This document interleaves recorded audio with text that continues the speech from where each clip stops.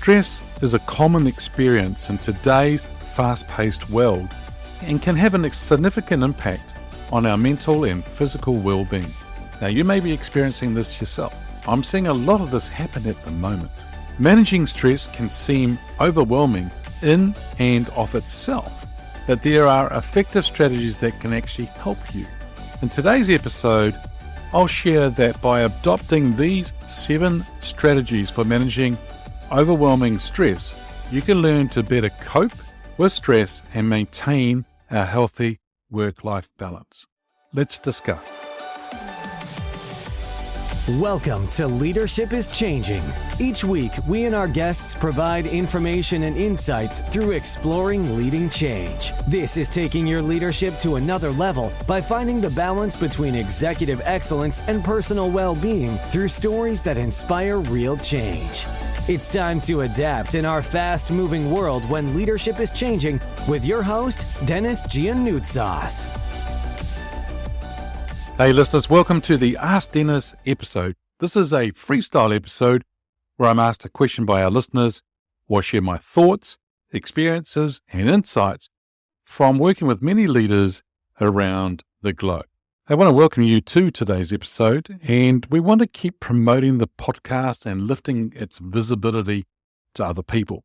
If we all can keep promoting, then the episode or the actual podcast can go to number 1 in the Apple podcast ratings. So if you are listening to this episode on Apple, what I'd like you to do is find the Leadership is Changing podcast in general, click on the plus sign up above on the top right hand corner, and you'll see that turn to a click, which means you are now following the podcast itself. Also, I would love you to leave a rating and a review about the show. And if you're listening to this episode on Spotify, because you know it's on most major platforms around the world, then please leave a rating on Spotify.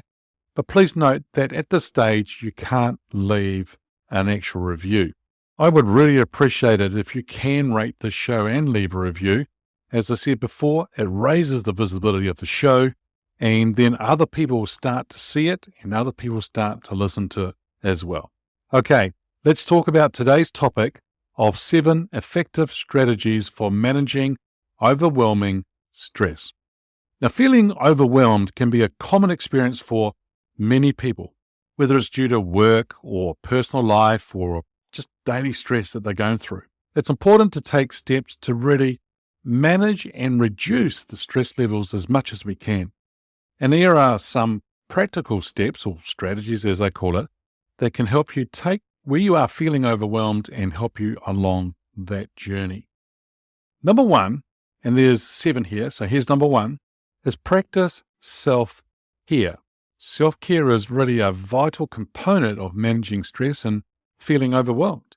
Taking care of your physical and mental health is essential in improving overall well-being. Now, if we can incorporate a balanced diet with a variety of fruit and vegetables as well, yep, you heard me, don't forget the fruit and vegetables, and then getting about 7 to 9 hours sleep each night is really going to help. If you then also incorporate engaging in regular exercise, such as jogging or yoga or weightlifting, depending on what you like to do, they can also help you maintain good health and reduce stress. Listeners, personally, I'm really focusing and upping this one very much, this whole area around practicing self-care more, especially when it comes to exercising what I'm eating, food-wise. And of course, the other thing is to continually develop myself. In other words, reading.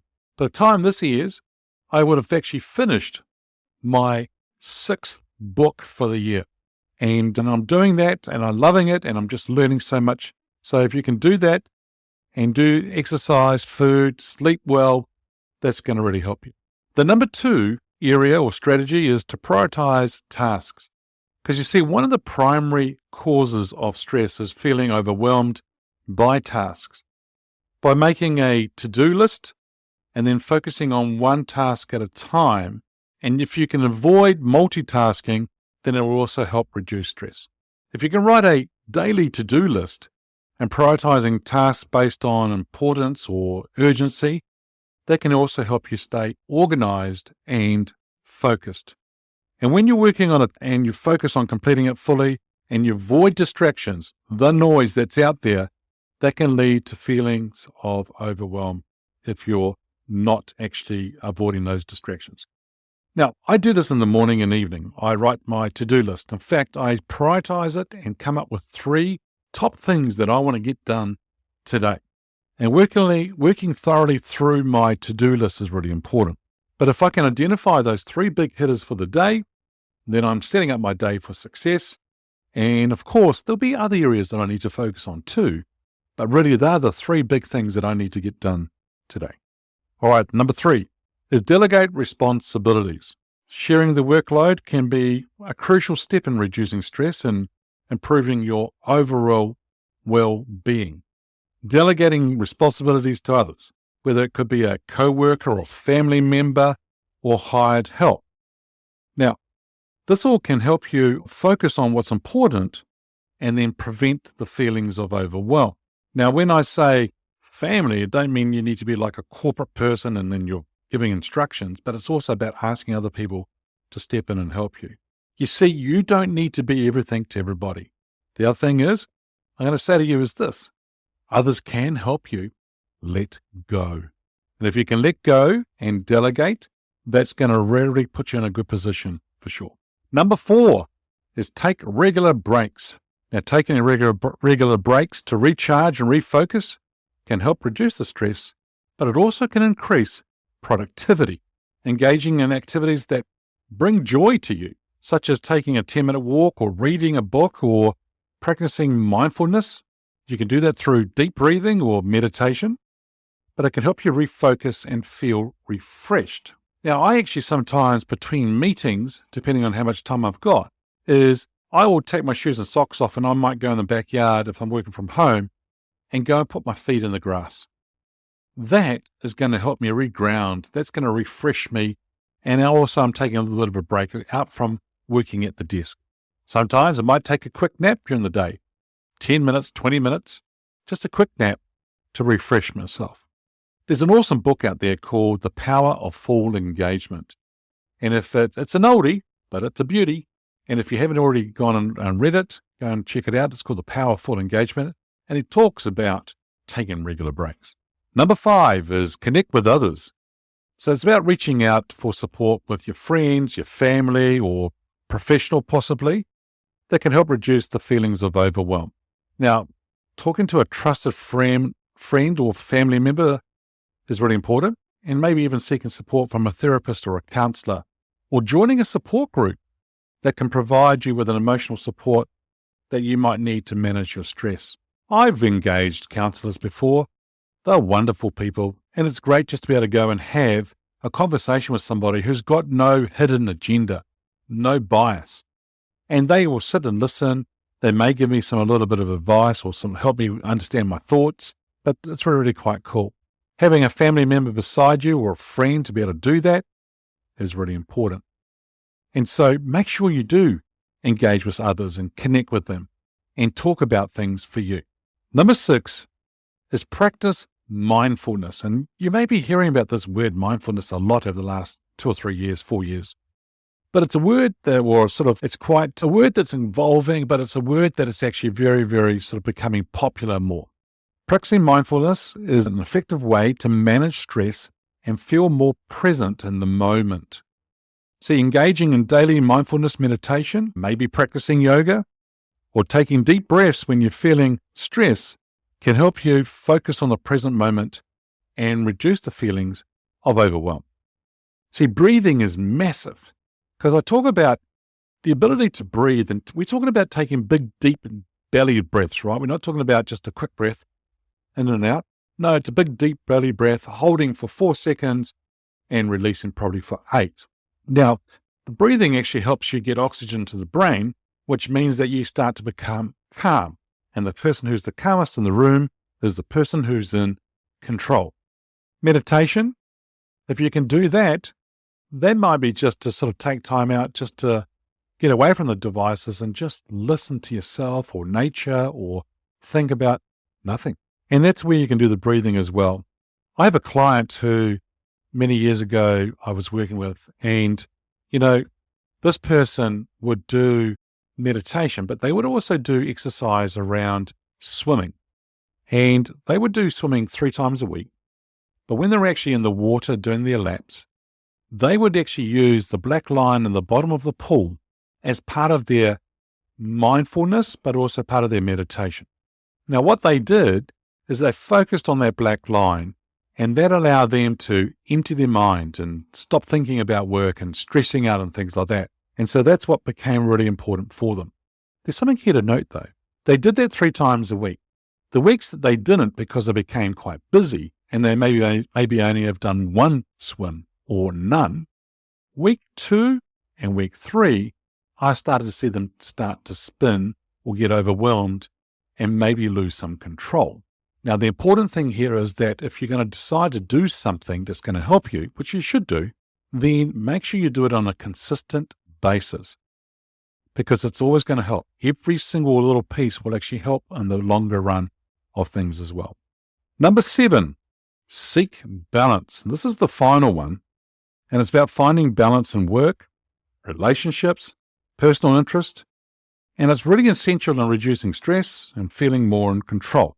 If you can make time for hobbies, as an example, or spending quality time with loved ones, maybe setting some boundaries at work. Now, that's a really important one, because if you can set boundaries and people are asking you to do things, but you know what your boundaries are, then you're going to actually make sure, yeah, I can do it for you.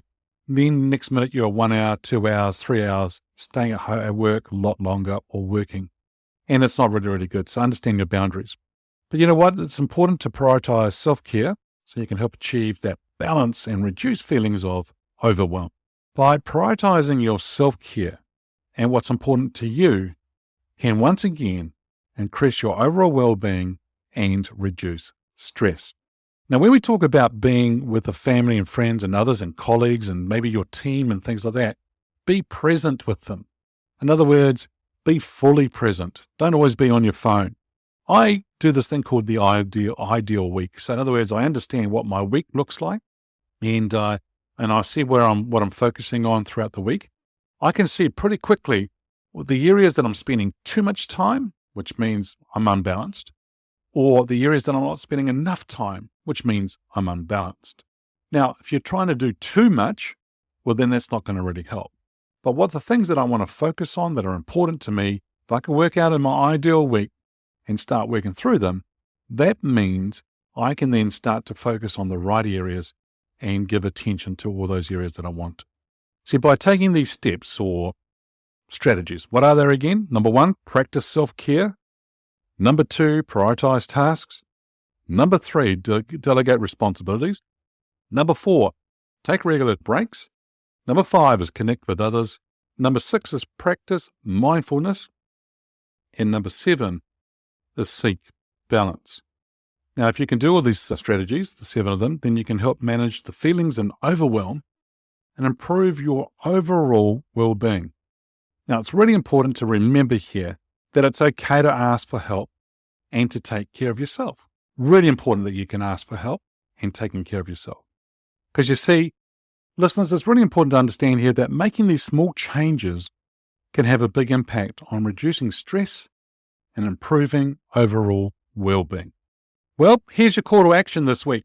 What is this? Well, I'm going to give you 2 things to think about. Number 1, your call to action is to think about the 7 strategies that I've just shared with you and to sit down with pen and paper and write down those 7 strategies and think about what you can do to help reduce your stress and improve your overall well-being. The number 2 call to action is this. Are you a high-level executive or senior leader feeling unfulfilled in your current role? Are you craving something more but unsure how to make the leap? Well, I'm here to help you. Have you been made redundant? We're seeing a lot of organizations downsizing at the moment. So have you been made redundant and you're not sure where you want to start or where to go or how to take things forward? Would you like to get clarity on your next step, and would you like to step forward with purpose and confidence? Well, I'm here to help you too. You see, with actionable coaching and step-by-step approach, we'll help you gain that clarity and the courage that you need to make your next move. Now, that next move could be whether you're looking to disrupt the status quo or simply find a greater purpose and fulfillment. It could mean that you're off to go and find another role. You could be in a role today and you're wanting to go into a bigger role, scale, a bigger organization. You could be in a role where you've been made redundant and now you're wanting to go into do something else, another role. Or you could be in a role today and you've been wanting to start a business and be that entrepreneur, but you've been putting it off. Well, we're here to help you because you see, our executive coaching will provide you the tools and the guidance to make it happen. So the call to action is this. If this sounds like you, then please feel free to reach out to me, and then let's get on a strategy call and discuss what your needs are and how I can help you make that leap. So either on social media or on my email, dennis@leadingchangepartners.com. Okay, listeners, well, that's it for this episode of the Ask Dennis. It's always a pleasure being with you. Thanks for joining me on the Leadership is Changing podcast. Until next time, bye for now. Thank you for listening to this episode of Leadership is Changing with your host, Denis Giannoutsas. Each week, we and our guests provide information and insights through exploring leading change, inspiring executives and leaders to adapt and lead a bigger game in a fast-moving world.